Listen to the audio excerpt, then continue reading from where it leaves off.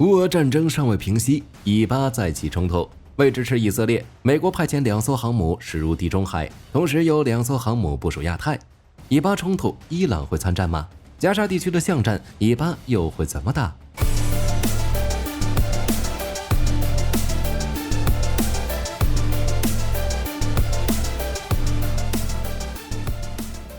？10月10日，美国中央司令部宣布，福特号已抵达地中海东部，并调动美国空军的 F-15、F-16与 A-10，增强该地区现有的战机中队，以展示对以色列的支持。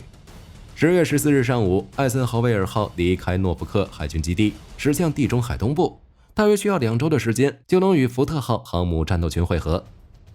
与此同时，朝鲜半岛局势不断升级，美海军卡尔文森号航母战斗群已起航前往亚太地区。与目前部署在韩国釜山港口的里根号会合，以增强对朝鲜的军事威慑力。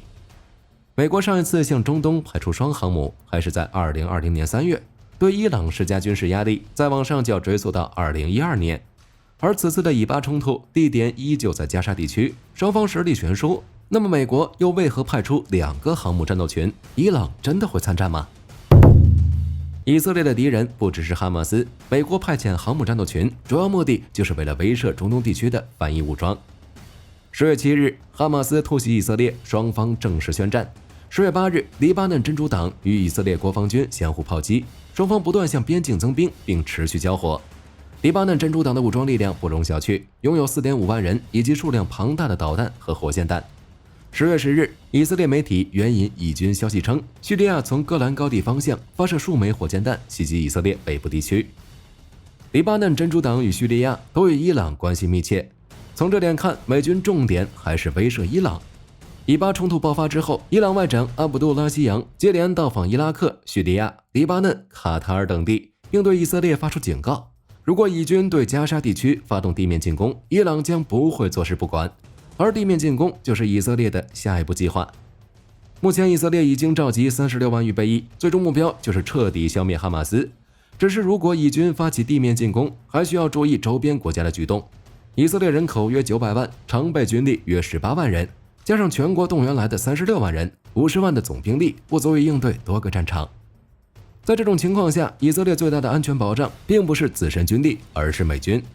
本轮以巴冲突爆发之后，美军除了双航母驶向地中海，军火也运抵以色列。布林肯更是接连到访中东多国，施压各国同哈马斯保持距离。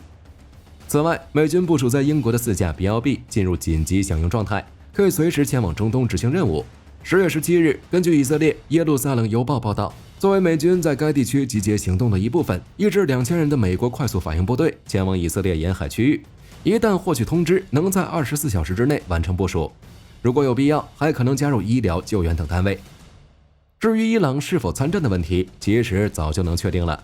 10月16日，伊朗常驻联合国代表团向路透社表示，伊朗的自身实力只能自卫，只要以色列不主动攻击伊朗以及伊朗的盟国利益，伊朗军队不会参战。言外之意就是武器已经送完了，怎么打就是哈马斯的事情了。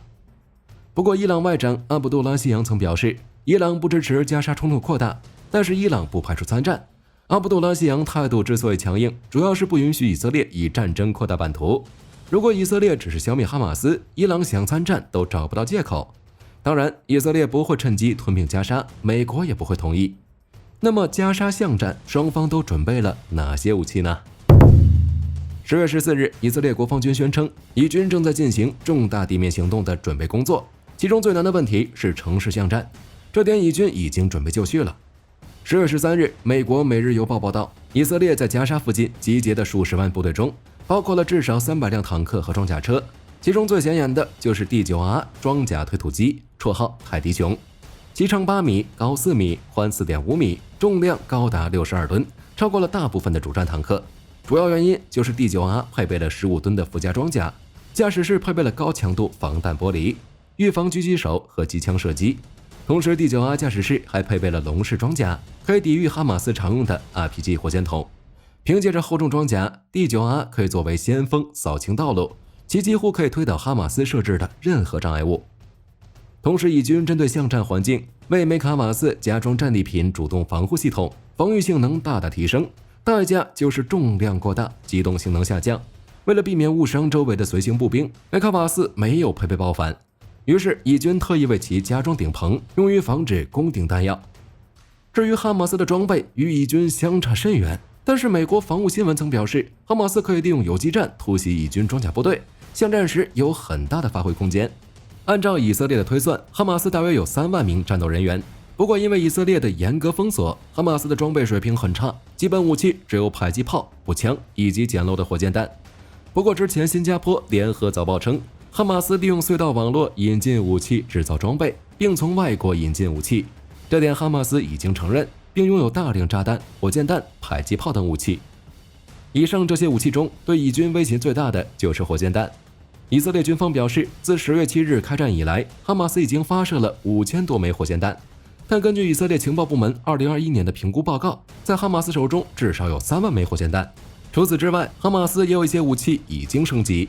火箭弹方面，哈马斯已经投入阿亚什250，最大射程超过200公里。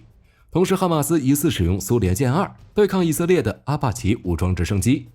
反坦克导弹方面，哈马斯还获得了比 RPG 威力更大的武器，甚至以军缴获的哈马斯武器手册上还标记了以军坦克的弱点，以及如何使用 RPG 避开战利品的拦截发动进攻。除此之外，无人机也是双方巷战的重点。在10月7日的袭击中，哈马斯多次使用改装后的多旋翼无人机空投炸弹，就比如自行研制的 Zari 自杀式无人机，可以携带约5公斤炸药，在低空飞行时撞击目标。以军在无人机使用方面经验丰富，针对哈马斯的地下隧道研制出萤火虫系列单兵巡飞弹。2022年，以色列还基于穿越机研制了 Ninius 微型4旋翼刺杀无人机。只是以色列研制的这类无人机主要装备特种部队，实际产能有限，能否支持其在加沙的长期作战还是一个问题。而且有分析人士认为，哈马斯使用的无人机大多都是民用型号，或者是利用民用元器件组装，虽然威力不错，但可靠性一般。而且加沙地区的范围很小，长约40公里，宽10公里，以军完全有机会利用电子战手段干扰和压制整个加沙地区的民用无线电频段，从而限制哈马斯无人机的使用。哈马斯的战场指挥也可能受到极大影响。总而言之，就双方兵力、武器性能来看，哈马斯与以色列简直是天壤之别。但外界普遍认为，以色列想要通过武力彻底消灭哈马斯几乎不可能。美国有线电视新闻网也表示，以色列急于消灭哈马斯将付出高昂的代价。